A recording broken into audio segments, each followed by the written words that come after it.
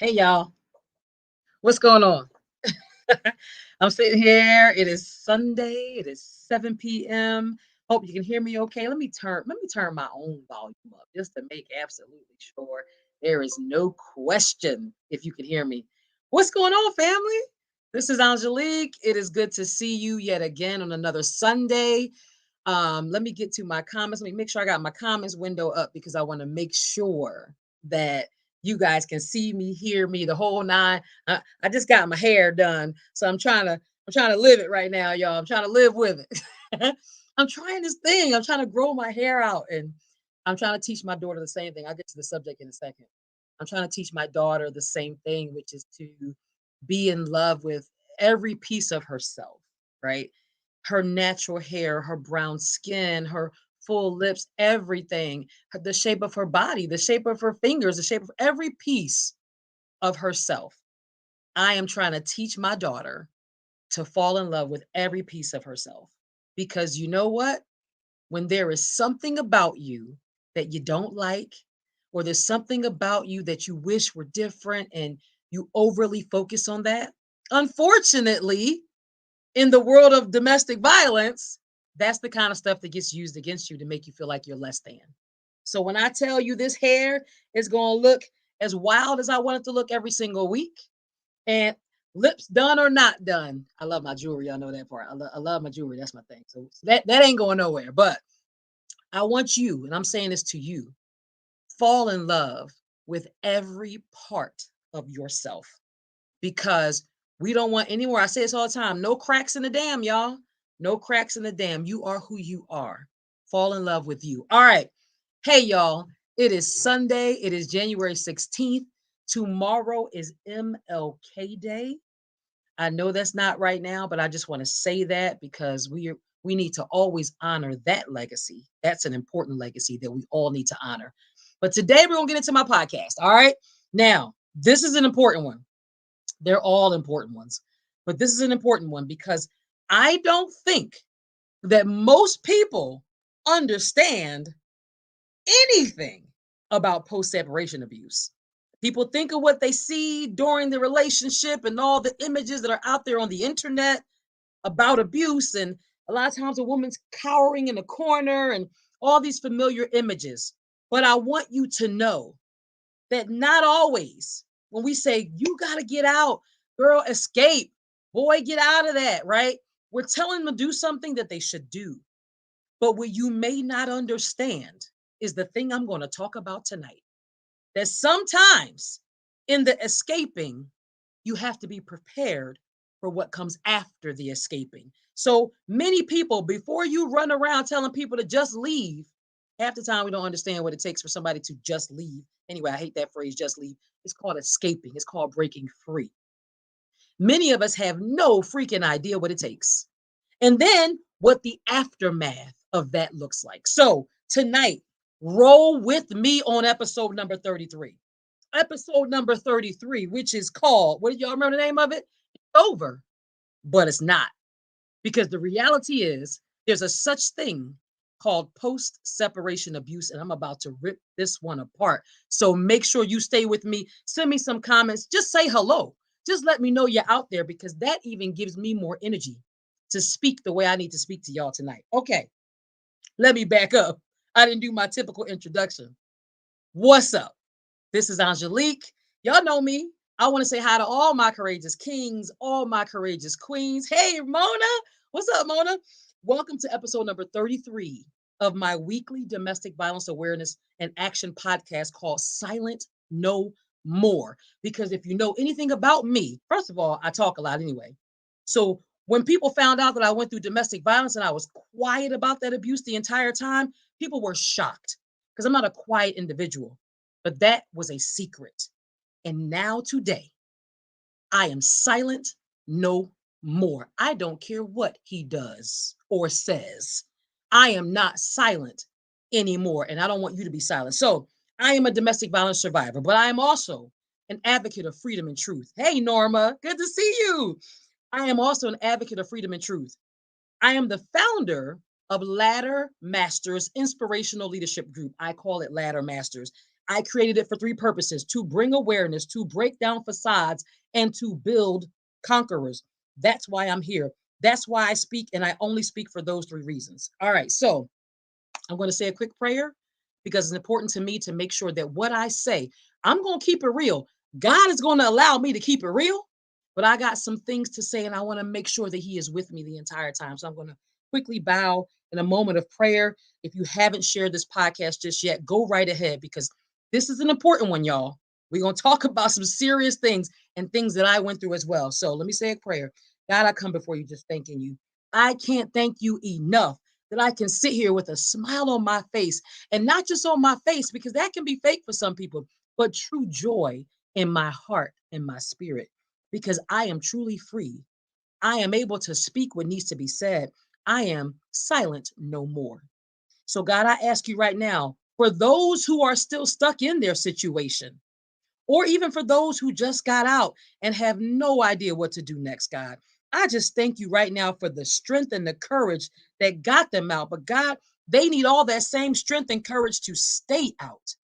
So I thank you right now for you filling them and refilling them and putting the people around them with the words to speak and the support that they can give them so they can do just that: get out and stay out and live well. So I thank you for all these things in the name of your son, Christ Jesus. I pray, amen.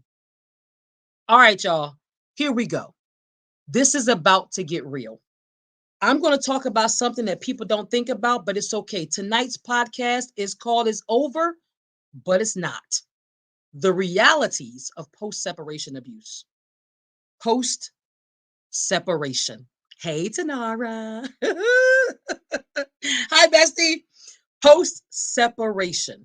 Now, I'm going to step back for 1 second because I have a particular person to thank, which is he is a huge part of why I can even say the phrase post separation.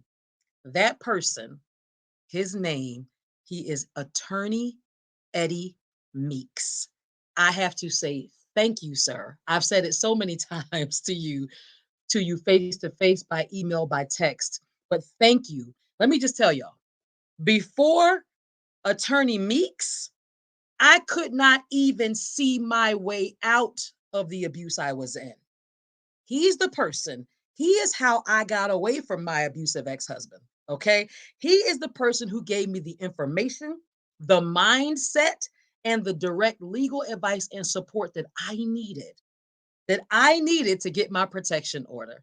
He's the one who taught me how to do it. Let me put some of these comments up. I have got Mona on here. Thank you, Mona, for joining. I have got Norma. She is a ride or die. True. You come back pretty much weekly, Norma.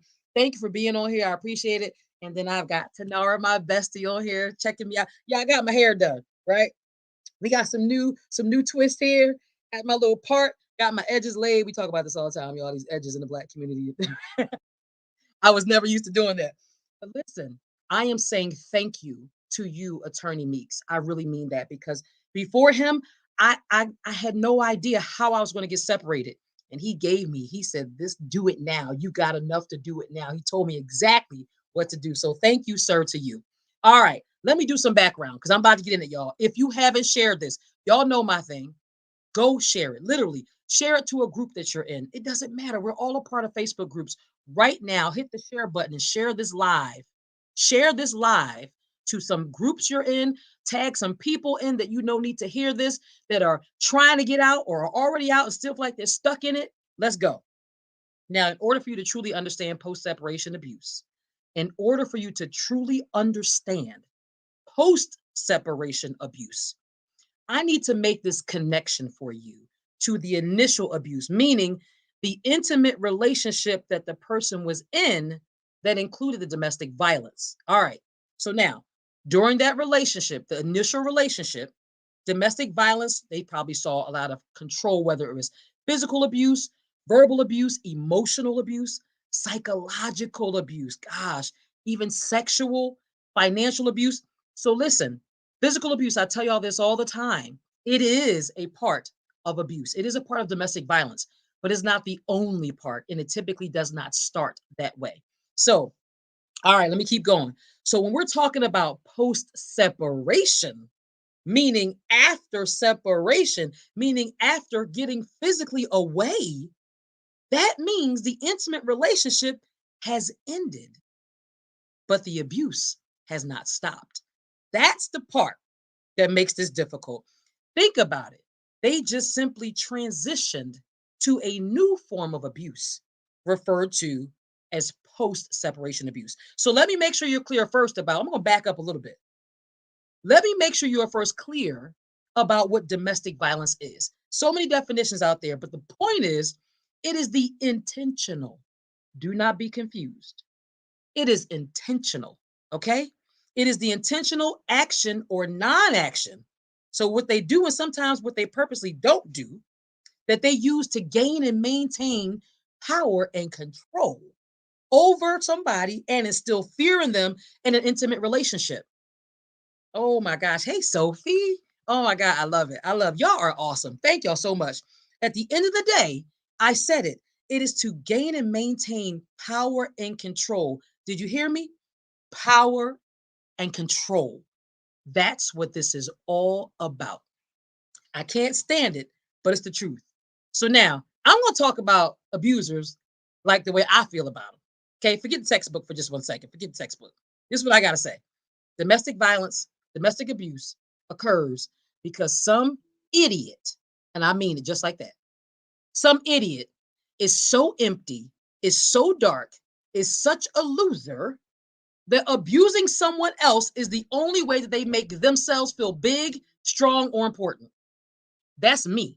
That's Angelique talking. If you're looking for somebody to patty cake it, well, you got the wrong person.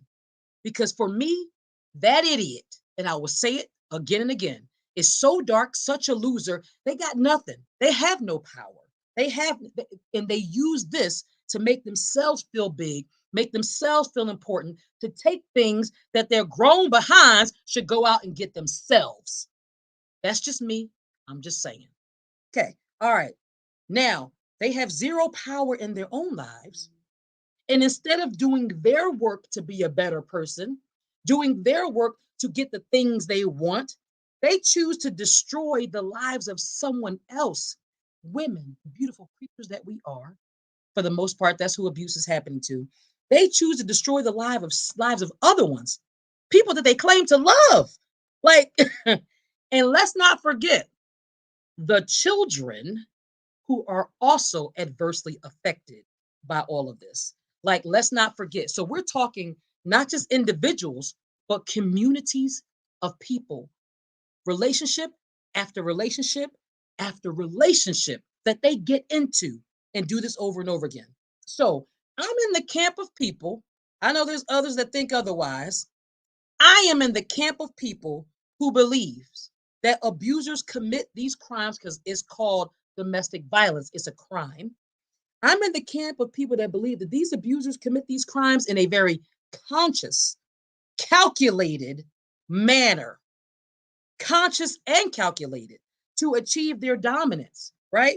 And they actually have the nerve to believe that they're entitled to do these things to women. And men get abused as well. So there are women doing this to men too. But I'm gonna tell y'all something. There was an abuser. I'll leave him nameless, but he actually explained a part of why he does what he does. Now, listen, even reading it just bothers me. He went through treatment. Okay, that's fine. That's good. And he talked about the abuse and that it was all about control. He said, verbatim, I could make her do whatever I wanted. I was trying to intimidate her. I wanted to control her for the simple reason that I knew I could do it. It made me feel powerful. If y'all ain't shared this thing yet, you better get to sharing. Let's see. I don't know, Mona, if you did share it to your own page, share it to a Facebook group. Norma, if you can share it to a group you're in, try to get people more people on here. There's people on here, of course, but I love more because this is a learning space. This is a courageous space and a brave space. And I want y'all in it with me, right? This is not just me talking, but y'all talking back to me. So here's the question: if somebody can make them do what they wanted to do by instilling fear, right? Have total control of another person simply because they knew they could do it, something that made them feel powerful. Well, what do you think's going to happen when the person escapes? When the victim escapes, they're thinking, how dare you? I was in control of you. Almost like they thought they owned you. Trust me, I went through that. I went through this. How dare you? I got the phone call. What you do? What why they out looking for me? Yeah. Yeah. You weren't ready for that. Caught you off guard, huh? I got you. And you needed that to stop. But when you take away that kind of power that they felt they had over you, that control that they were used to having over you, through manipulation, through fear, you think they're just gonna let it go? It's just going to end there. And God forbid you are married to them or have kids with them. Ooh, ooh, ooh. That's what we're going to talk about today. So I think I gave y'all the basics. Y'all ready now? Y'all ready? That's why they don't want to let it go. They're getting money. They're forcing sex. They make you feel less than and they feel bigger than. It's all crap because they're empty as hell. Okay. However, that's what they feel. And you are the person, or that victim is the person that's making them feel that. That's their high. They take you high and take you low and take you back up again and take you right back down again because that's what they want to do. And that makes them feel special. So, how dare you, little victim? How dare you get away from me? How dare you get a protection order against me? How dare you escape? How dare you break free? And so, because of that, they say, well, you know what? She might be gone from in front of me, but let me figure out all the ways that I can continue to abuse her even when she's not around. That's what I went through. There is a such thing, if you can see it, that is the post separation power and control wheel. And I'm going to walk y'all through it. We got time. It's 7:18. We're going to go through this whole thing together.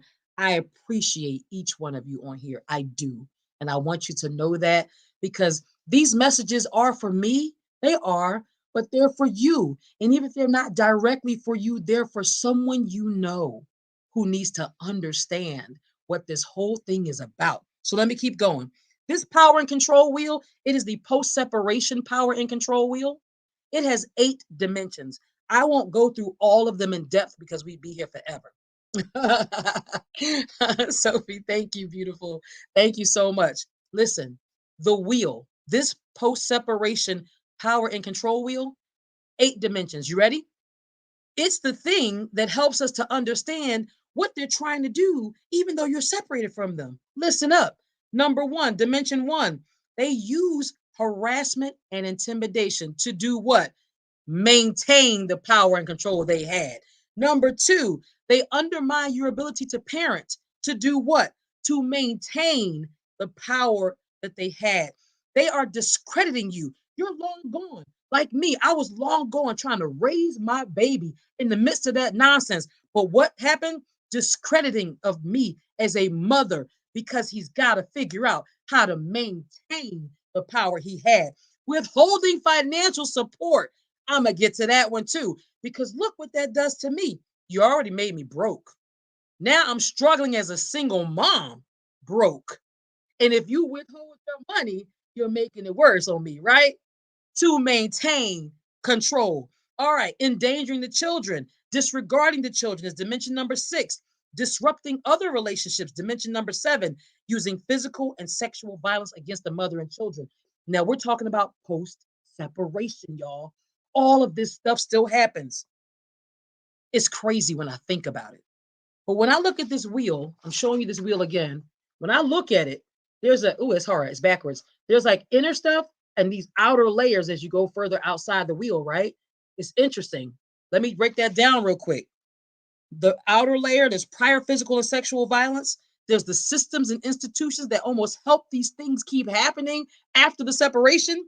And then there is number 3, an unrelenting focus on her. Do you hear me? How dare she get away from me? Let me figure out how I can make her miserable, even though she's not with me. Remember this phrase, post separation abuse. There's an unrelenting focus on her because it's how do I get even this much of my power and control back? How can I maintain what I had? She thinks she's gone. I ain't letting her go. I don't care what it takes. I'm going to be right there. And like I said, if you got a child with them, oh my God. If you have a child with them, like in my case, let's keep going. Let me tell you a few important things. Thank you, Nora. Thank you. Let me say this to y'all. 80%, 80% of the women who experience domestic violence have children. Did you hear me? 80% of the women who experience domestic violence have children. And it is those beautiful, amazing, bright, smart babies that unfortunately are a part of how abusers maintain power and control. They use the babies, y'all. They probably used the babies at the house when it was all happening. They use the babies even after. All right. 50% of the men, I'm giving y'all numbers. 50% of the men who frequently assault their partners also directly assault and abuse the children. We don't like to hear that, do we? We don't like to hear it, but it's true.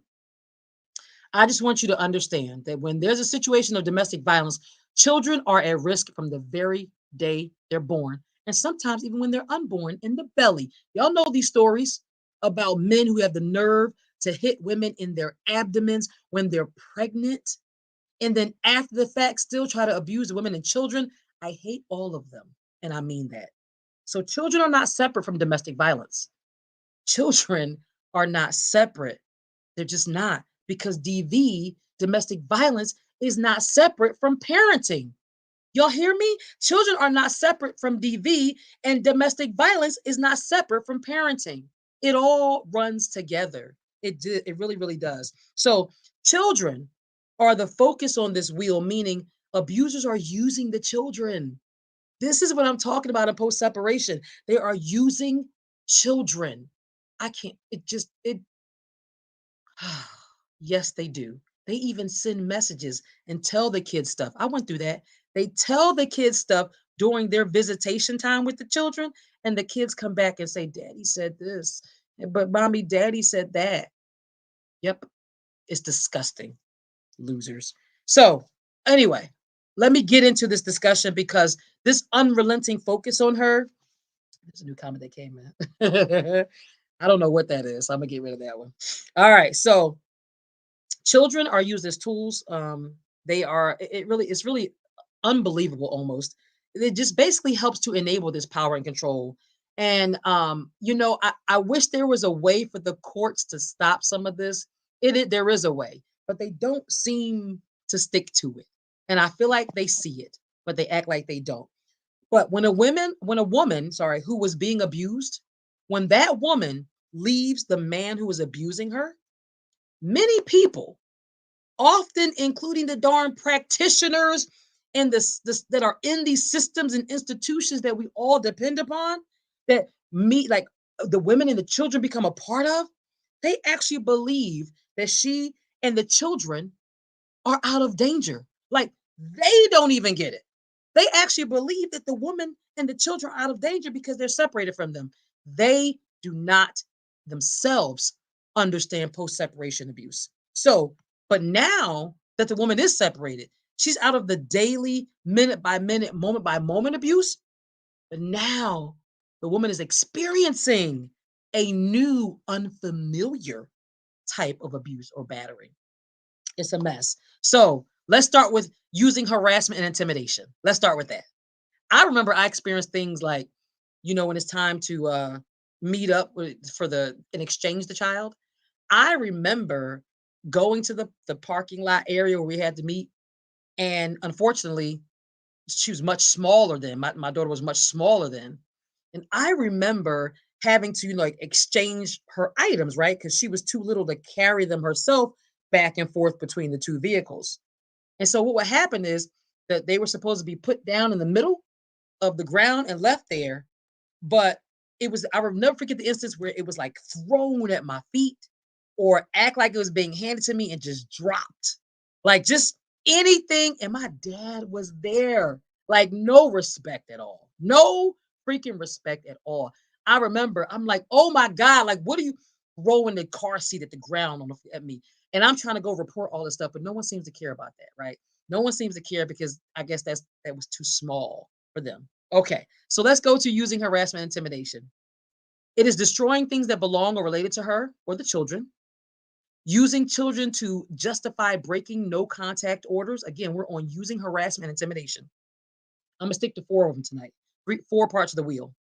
Threatening and stalking her or the children, making his presence known while staying conspicuously outside the protection order boundaries. It happens. Making his presence known while staying conspicuously outside the protection order boundaries, using third parties to harass, threaten, and coerce her. This is dimension number one. I'm going to say this, that it will simply forever boggle my mind how the family and friends of known abusers, like I mean multiple wives and multiple girlfriends and multiple times and multiple police visits, yeah, them families, those families, it will forever boggle my mind how they have the nerve to allow themselves to be repeatedly used by those abusers. Y'all just as ridiculous as the abuser himself. You are just as at fault as the abuser himself, especially when you watch it happen, marriage after marriage, relationship after relationship, child after child, and you don't warn any of them. That's a problem. That's on you. That includes them allowing themselves to be used by the abuser to do this: tell complete lies to other people about the circumstances surrounding how the relationship ended. Oh, no, it was her fault. And she cheated on him and she did this. No, no, no, no. Y'all know exactly what happened. Abusers are liars, y'all. They are liars, period. No, like the kids say, period, right? With the T on the end. Period. They are liars. So why would you repeat or believe anything they say, especially when you've known that they've done this multiple times over multiple relationships, over multiple marriages, hurting multiple women, and messing up multiple kids? Okay, how could you defend the abusers, whether it's on social media? I mean, come on, y'all, really? You actually okay, okay. I'm just gonna leave it right there. I'm gonna leave it right there. That was dimension number one, using harassment and intimidation, and even through other people to get at the survivor. It just drives me crazy. But y'all pay attention and get ready.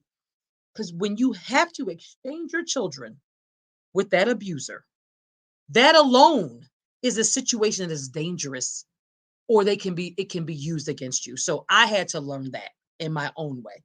All right. Dimension number two, undermining her ability to parent or making it difficult for her to parent. Oh my gosh, y'all. So many things. So let me describe this particular aspect of the wheel, okay? This is dimension number two, undermining her ability to parent. Wheel description: disrupting the children's sleep, the children's feeding patterns, withholding information about the child, their social, emotional, physical needs, freaking where they are. Mhm. Yep. Contradicting her rules for the children, demanding visitation schedules at the child's expense. So let me tell y'all something. Undermining the ability to parent. My situation was more like I had a bunch of things, but my situation was more like this. Per my attorney, like I would ask, where is she? Right? Like in the beginning, it was like, where is she now? Where do you live? I don't even know where you live. Where is she staying? Right? Per my attorney, I'm not required to answer this question every time she is with me. Well, I don't know where you live. So it's important to know, like, do you have I don't even know what's going on here. I don't have to, I'm not required to answer this question every time she's with me. So I will not be responding to any more texts or emails unless something is wrong concerning the baby. So I don't need to know where she is this time because you're kind of all over the okay, this is hard. This is really hard. And then I remember asking my second attorney, not the guy I told you about before. I was like, I mean, how is this okay? How can I not know where she lives with me? How can I not know where she is now? There really isn't anything that my second attorney said this. I had three attorneys, y'all. I went through three attorneys. There really isn't anything that we can do about him not telling you where your daughter is while he has physical custody. Are y'all listening? So, what does that do to the victim, to the survivor? I ain't got to tell you where she is. Anything to drive you crazy, anything to leave you out in the cold, left understanding, wishing you just knew. Why do you have to do this to me? Right? It's crazy, y'all. So the fact that my second attorney said there really wasn't anything I could do, again, he's pulling power and control over me. There really isn't anything we can do about him not telling you where your daughter is while he has physical custody. That's what I was told. I mean, help me out, y'all. Like, I know y'all there. I know y'all listening. Thank you, because I can see the numbers on the screen. But can you imagine somebody telling you, I ain't got to tell you where she is? I ain't got to answer that question. Oh, well, you just wait till you see her again, essentially. And I also went through and you won't talk to her until you get her back. I went through that too. My attorney said, I don't have to let you. I went through all of that, y'all. Like, where's my child? And you're not going to let me talk to her?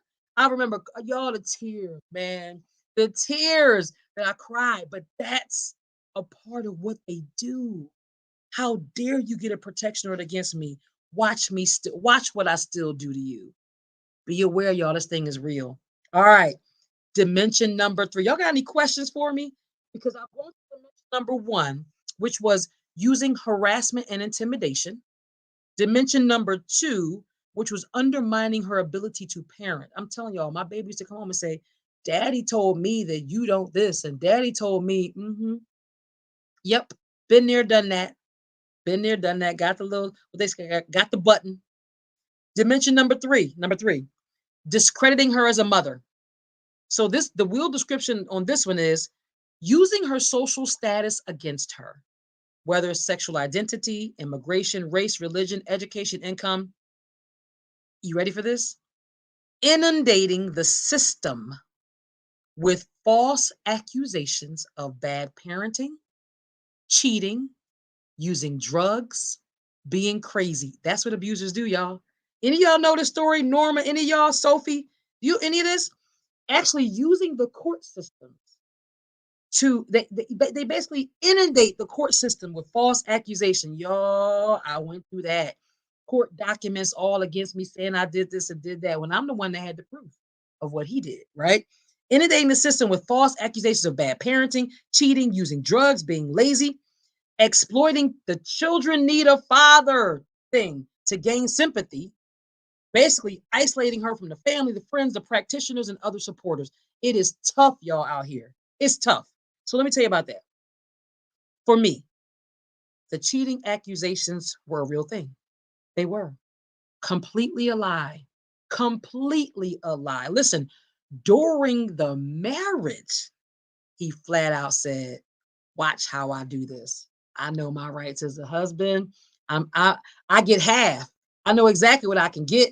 I'm just gonna say that when you were traveling for work, you were out there cheating, and oh yeah, oh yes, it was a real thing. And those accusations not only happened during the relationship, but then in the court system, and it's so crazy. But I'm gonna wait. I'm gonna wait a little bit to tell that story of the post separation cheating accusations because those are tied into the dimension number 4 regarding the court action. So I won't stay here that long, but I want y'all to know that there's a lot there discrediting you and using the court system because what happens in court, y'all? If any of y'all know about court, you know that all somebody has to do is file a motion, right? They file a motion for whatever they act like is true, and that results in a hearing in the court. It's disgusting. And so what happens? Now you're stressed as a survivor. You got to prepare. You got to face this person, the person you've been trying to get away from for all this time. You got to go back to court. You got to hire an attorney. You got to prepare your case. You got to go research and find evidence against them. It is terrible just because they want to destroy you in the public's eye. They want to mess you up, make you miss time at work, make you a problem at work because you're always going to court. They want to run your money out and force you to spend money on attorneys trying to fight for your life. This is real stuff, y'all. They made you broke during the relationship because they found a way, in my case, to steal your money, spend it on crap that nobody ever said was okay. And then after the fact, they still do the thing, doing the same thing, using the court to force you to hire an attorney, private investigators, second attorneys, chasing down information. I've been through all of it, been there, done that. I don't want that for you. So if you can look at these relationships, look at the person that you're with, or even with your friends, if you see a friend that is dealing with some of this stuff in a relationship that seems off, seems unhealthy, seems abusive, that train, that abuse train goes down the same track, leads to the same destination. Get off. I'm telling you, you got to find a way to break free. It is so much during and even more after, even more in the post separation piece of it. Let me keep going. Number one, the first dimension was using harassment and intimidation. The second dimension was undermining her ability to parent. The third dimension was discrediting her as a mother, right? As a parent, as a mother, they discredit you. Listen, y'all, it really sucks how this all happens, right? They're sitting there in the courts and it's like you got this life. There's a lady by the name of Marianne Hester. I'm going to bring this up. She has this concept called life on 3 planets. It's called life on 3 planets, right? So you've got the child protection system institution, you've got the domestic violence institution, and then you've got all this other stuff with child contact. And it's amazing because as a domestic violence survivor, you got your protection order. Somebody said he was wrong for treating you that way. You deserve to be treated right. You deserve to be loved. And I am going to grant you a protection order so that he has to stay away from you because you don't need to be treated that way. Abuse is wrong. Abuse is crime. But then you go to another court in child protection and the child is a victim, right? The mother is seen sometimes as failing that child. It's crazy. And the father, like invisible, like about father's rights. Well, let me tell you something about father's rights in the domestic violence situation. This one gets me. So, father, help me understand. You had a chance to be with your child and raise your child and rear them the right way and love on them and protect them emotionally, physically, every way. You chose to abuse, and a lot of times abuse in front of that child. So tell me again about these fathers' rights you need because you freaking had them and you destroyed them. So why is everybody running after you trying to fix your parental rights when you're the one that gave them up and you didn't care enough about that child or that child's mother? Do understand that when you what you do to the mother, you are doing to that child. If you are destroying the mom, you are destroying that child. So tell me about these fathers' rights again that you purposely and consciously gave up from my perspective, but yet you want somebody now to care about your rights when you had them the whole time. can't stand it. And then the mom, who's the victim, is seen as what? Trying to keep the child from the dad? Well, hell yeah, because I watched what he did to the child when he had the chance to be with the child. This is the stuff about the systems that are around us that I don't understand. I don't get it. All right. So I got a couple comments in here. Come on, girl. So true. Say that. Man, I'm telling you, I don't understand some of this stuff, y'all. Thank y'all for tuning in. But it just doesn't make sense to me. You had it all. I'm gonna keep going because I all right. So dimension number 4, withholding financial support. Let me get into this one. Because this one actually goes deeper than just the withholding of the financial support. Wait till I tell you all this story. So let me read what's on the wheel. The wheel description is withholding child support, insurance, medical, basic expense payments, using court action to take her money, resources, interfering with her ability to work, blocking access to money after separation. Mm, mm. Okay, withholding financial support. Let me get on this one, y'all, because this one right here is really, really real. This is dimension number 4. Using court action to take her money, resources, interfering with her ability to work, blocking access to money after separation, withholding child support, insurance, medical, basic expense payments. I have been through all of that. After, well, first of all, during the relationship, you got to know that, right? And then after. So, boy, oh boy, this one. Sheesh. Okay. Y'all gonna get mad for me. Y'all gonna get mad for me about this one. So here we go. I have been through all these issues. I've been through the he's not paying child support thing, right? Gotta take him to court. Then there's arrears because he started doing the right thing, but then he stops paying again. So now he fixed it, but now he's back in arrears for the arrears he had before. So now you got arrears on top of arrears. Yep, I've been through all. Let me tell y'all something. Child support issues, they can be such a roller coaster, y'all. Like I just hate even talking about it. I remember how uncomfortable I was even saying the phrase he isn't paying his child support. Like, y'all, I mean, I'm not 100% bougie, but I'm a little bit bougie, just a little bit. And I was struggling with this idea, first of all, of even being a single parent. That was not in my cards. Do you hear me?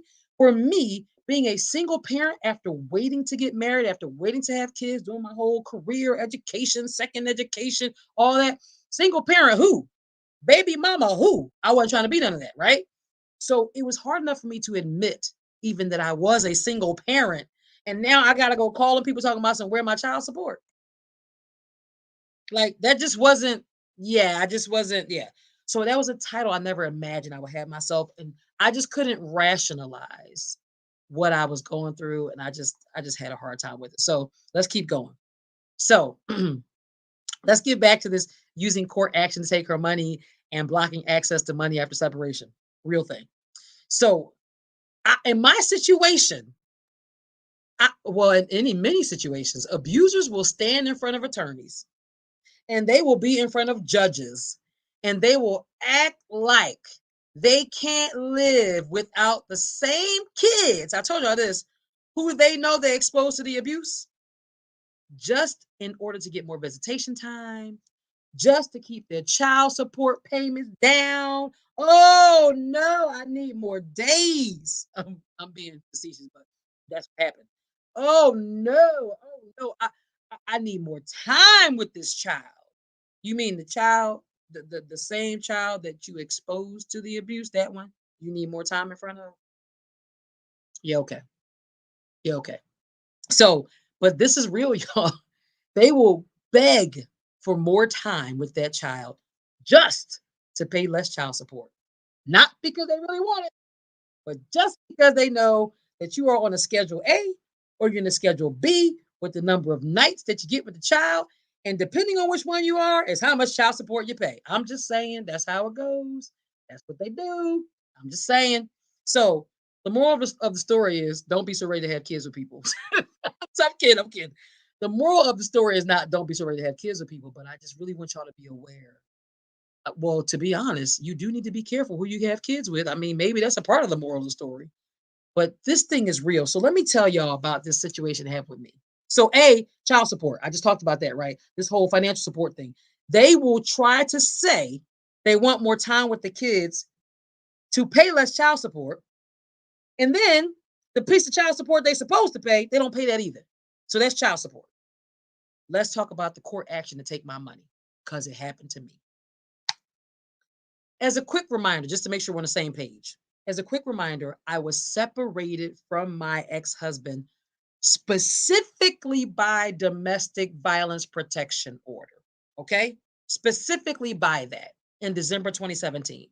So that is how I was able to get away from him. That's what happened. There wasn't like a separation period, like regular, I left, he left. No. Sheriffs came up in there and said, you got to go, brother. You out of here. Okay, great. So he signed a consent agreement to say he was abusing me. And that was his agreement that he would stay away from me because he had to, right? He needed to stay away. So he was permanently removed from my home. Let's keep going. So in my marriage, I made significantly more money than he did. That is a fact. So financial abuse was certainly a part of the abuse I endured. It's a real thing. So now I told y'all before in previous episodes, literally, that I slept with my debit cards and my ID, my photo ID in my bra, literally in my bra. And I used to sleep with my purse on my shoulder. It had my phones, my two phones in it, and all kinds of other things in there. I slept with my debit cards and my credit cards in my bra. I slept with my phones, my keys, my car keys, and everything in my purse. And my purse was on my shoulder. And this is how I slept. You know why I slept like that? Because during the marriage, he would steal those things from me. He would take those things from me. He would take my money. He would take my car keys so that he could hide my car so that I couldn't get to work, so I couldn't have access to get out of the house. You don't understand? So now fast forward. So when I got out of my marriage and I got my protection order, you know what he did? He filed a motion. I told y'all people file motions for all kinds of stuff. He filed a motion for post separation support. Now, let's break that down. We are separated by domestic violence protection order, one that he signed and consented to the abuse. Listen to what I'm saying. He signed a consent agreement saying, yes, I abused her. I need to stay away from her. And I promise to never come within more than 500 feet of her ever again, right? I will not contact her by phone. It will only be by text and that or email. And those texts or emails must be about our child. Are you listening? The courts knew that we were separated because he was abusive to me. That's the only reason. We ain't just fall out of love. He was abusive. And he came back and said, but watch me file this motion to get post separation financial support. I'ma still get her money. You would think that a wise judge would say, oh, hell no. You signed the consent, you were abusing her, and now you want her to support you? You want her to pay your bills? Like, are y'all hearing me? This thing is disgusting. Like, oh my God. He filed a motion. It blows my mind that a man can purposely abuse a woman, destroy the covenant of marriage, purposely destroy that marriage by abusing their wife and still literally profit from it. Did you catch that? That a man can do this, consent and say he did it, file a motion for post separation support that the court deems valid. Let there be a whole hearing. He gets up on the stand. He is talking about how he needs my money because he's so broke now and he living with his auntie and he's sleeping in the second bedroom and he ain't got this and he ain't got that and all these things he doesn't have. You know why you don't have them? Because you abused me, because you admitted to it and the sheriff's walked your behind out. So why is it okay for you to come back and then say, but I still want her money though? Somebody help me out. Sophie, Norma, anybody, help me out because I don't get it. So that situation taught me that a man, unfortunately, in our court system in America, because who made more money because of that whole thing, that a man can purposely abuse his wife and literally still profit from it. It also taught me that my abuse, my trauma is less important than the amount stated on my pay stub. My abuse and my trauma is less important than the amount that's on my pay stub. That right there, that right there, just it just gets me when I even think about it. Oops, sorry, hit the wrong button. So I'll keep going. I'll keep going. But yes, you guys know. Now I'm gonna go to the next one. So that was actually using court action to take my money. He got it. He actually got. Now he didn't get what he came for. Real quick, he came for $600 a month, or maybe it was more than that, but I think it was $600 a month. But through the process, the judge saw a bunch of lies and a bunch of whatever. I'm still pissed that she had the nerve to even give him anything. But in the end, he got $115.75 a month. What was that about, right? It was pointless. But I did have to pay his attorney's fees, right? So he got me in one way. I had to pay his attorney's fees for post-separation support simply because he won the hearing by getting the $115.75 a month. It's disgusting, y'all. It's disgusting how this happens. Then, y'all know I work for Daimler. I talk about Daimler all the time. It's a company I've been working for many years. Daimler is a company that gives out great bonuses. It's an awesome, amazing organization. I'm so proud to be an employee of Daimler. Y'all know that. I talk about it all the time. So I remember getting a motion. My attorney forwarded a motion, yet another motion from my ex-husband's attorney to my attorney. It was filed against me. Guess what? It was filed to block me from spending my money. I'm separated. He filed a motion to block me from spending my bonus money that was going to be coming to me later in a few months from that point in time. And I was thinking, can he do this? Like, he literally, that's like blocking my assets. Like, that's the stuff you hear about in movies. He can literally, this is post separation abuse. He can stop me from spending my own money. Like, I can't believe it. So, anyway, he was essentially trying to get the court to freeze my money, to say, you can't. Like, let me back up, y'all. So, you messed up my life, left me as a single parent to take care of this child. And all you can think to do is block me from getting access to my money to take care of her, to take care of us. But you care about her, don't you? Right? You care about her? Yeah, okay. Whatever. So let's keep going. There's other ones. There's dimension number 5, endangering the children. That's neglecting them and putting them in age inappropriate situations or using violence in front of the children. Dimension number 6 is disregarding the children. That's ignoring school schedules, homework, ridiculing their needs or wants or their fears or whatever, forcing family members or new girlfriends or wives to take care of the children and to do the parenting work. I actually experienced that during my marriage. So that's an interesting one. I didn't experience that post separation though. So, or at least I don't know about any of it. So God, please. Dimension number 7, disrupting my relationship or her relationships with the children. That's like preventing her from keeping a job or, oh, wait a minute, hold on. That's not right. This dimension number 7 is preventing her from getting or keeping a job, making her ask for money, giving her an allowance, taking her money, not letting her know about or have access to family income. And then dimension number 8 is using physical violence. I'm gonna go back and fix that one. Using physical and sexual violence against the mother and the children. That description is threatening to kill or kidnap the children, physically hurting her, abusing the children physically, sexually, or emotionally, threatening suicide. I mean, there's just even forcing sex as a condition for keeping the children safe. Y'all, I have heard so many horrible things. It is just crazy. Let me go back to the beginning. I do want to fix that one dimension. Let me see what dimension number 7 actually says. I want to get that right. Oh no, it is right. Okay. All right. But it was coercing the children to align with him, degrading her to them, using the children as spies. This happens, y'all. Using the children as spies. I mean, it gets crazy.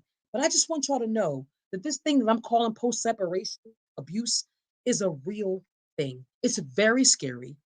It doesn't just end when you walk away.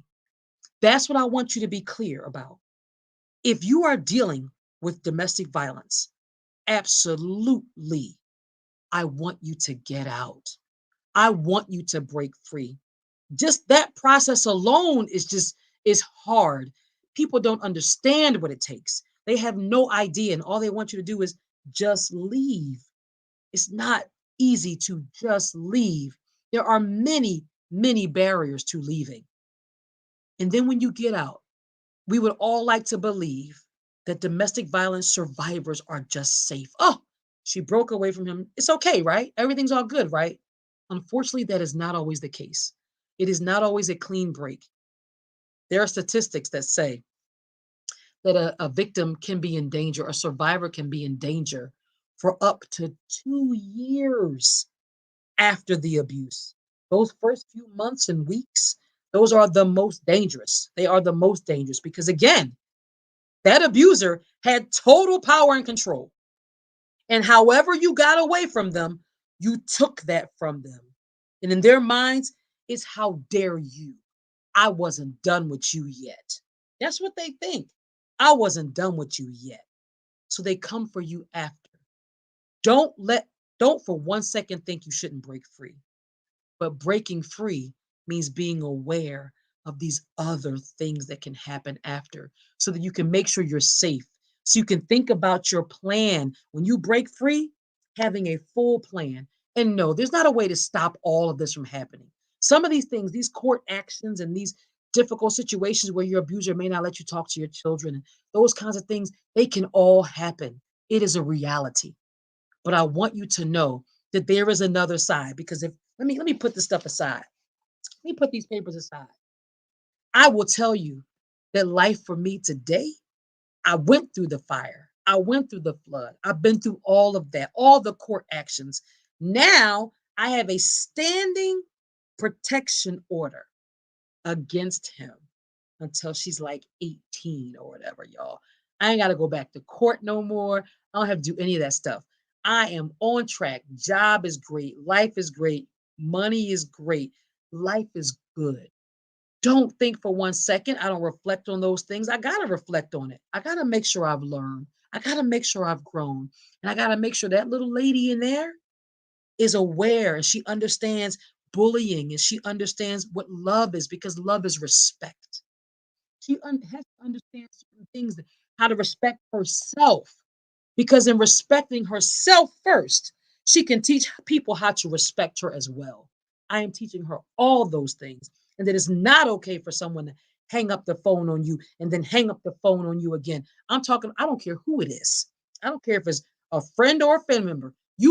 Don't let people do that to you. I'm teaching her the things that maybe I didn't fully have a grasp of or didn't fully understand. That's maybe why I didn't see his abuse coming. I didn't see the unhealthy behaviors that led to the abuse. But I will not be silent with her, and I will not be silent with you because I have to help make sure that many of you don't even get in these relationships. But if you do, how to get out and what getting out actually looks like. Because half the people don't know what they're talking about. They have no clue what it takes. But I know some of it. I've got my own story, and I'm here to share it with you to make sure that I'm helping in some way, and that if I can in any way, avoid you ever getting in that situation. So I just want to thank y'all. It is 8 o'clock. I'm going to say a few things in closing, okay? I've said this before, and I want you to hear me. I don't want you in these kinds of relationships. So the one thing abusers cannot stand, they cannot stand time. Why? Because time drags on. And if you drag the time on the relationship, their facade has a chance of coming down. They can only hold that face for so long. They can't hold it forever. So if you make them wait, if you slow them down, you will find out. You have the time to find out what you need to know because they can only hide their mess for so long. Now, after I got out of my situation, a family friend, her name was Jack, she told me something I'll never forget. Never, ever forget. I was so caught up in what he did to me, what my ex husband did to me, him, he. I was so caught up in that, how he treated me, what he took from me. One day, Jack said to me, my nickname is Shorty. She says, Shorty, Shorty, stop talking about what he did to you. It's not about him. Put a paper bag over his face. Listen to me, y'all. Put a paper bag over his face and focus on the personality. Why? Because it doesn't matter what the person's name is. You got to recognize the behaviors, the traits, the patterns, the actions. That is what will help keep you out of it. So, do y'all have any idea how many paper bags I put over faces so I could close my eyes and pay attention to what I was hearing, what was actually going on? That's what you need to do. I'm all over this thing now. Now it's 8:01. I'm going to shut this down. I'm going to say a few positive affirmations because sometimes this stuff, it kind of brings up things in each one of us, right? It does. So I want to say a few things to you and then I'm going to go. First of all, if you are in it trying to get out, or if you just got out and you're experiencing some of the things that I said, I got this phone number scrolling across the bottom of the screen every week for a reason. 855 we survive. 855 we survive. 855-937-8784. If you really need to have a conversation, you can. I can direct you toward resources. I can just help you get your mind right. Sometimes it's about getting your mind right. And a part of getting your mind right is telling yourself the truth, which is you were never to blame. This wasn't your fault. You didn't say, hey, come date me and abuse me. Can you do that? Can we start tomorrow? That's not what happened. They manipulated. They got you to a place where you trusted, you thought you were in love, and you became loyal. And depending on your personality, those things are hard to break. But I want you to know you were never to blame and you are not alone. I am on here every week to make sure you know you are not alone. The people who are on here watching, who are commenting, who come back week after week, know that they are not alone, that they can reach out to me or anyone who's been on this podcast, anyone who's been through the same experience, because it's not just you. The statistic says 1 in 4 women, and I know it's worse than that. That's only what's reported. 1 in 4 women it's happened to. You are not alone. There are answers and people all around you who want to support you. You are stronger than you know. You define yourself. You are no longer afraid or ashamed. You can break free and leave. You have to do it safely. You have to do it. It does get better. Trust me, I know. It does get better. It does get easier one day at a time. Finally, you're not a victim, but a victor. You are a domestic violence survivor. And I am so proud of you. I am so proud that I'm here every week with y'all. I don't know what my topic is next week. I might have a guest, but I haven't decided. Sometimes I like to do teaching, like a series of teachings and get out some really important information, which is so important to all of you and to me, even in my own hearing. All right. It is 8:04. I'm going to get on up out of here. I am so grateful for y'all. Thank you so much, Norma. Thank you, Sophie. Thank you, everybody. Tanara, you were on here as well. Who did I miss? Ramona, who was on at the beginning. Y'all, I grew up with Mona way back on the 800 block of Price Street, y'all. So anyway, I love you. Good night. I'll be back here next week. I have tons of things to share. I just got to decide which thing to share. All right. Don't forget, post-separation abuse. There's a post-separation power and control wheel. Look it up. It's a real thing. Prepare yourself. Reach out to me. We can have a whole nother discussion about it. I'm here for you when you need me. Okay. See y'all next week. Have a good night. Bye-bye.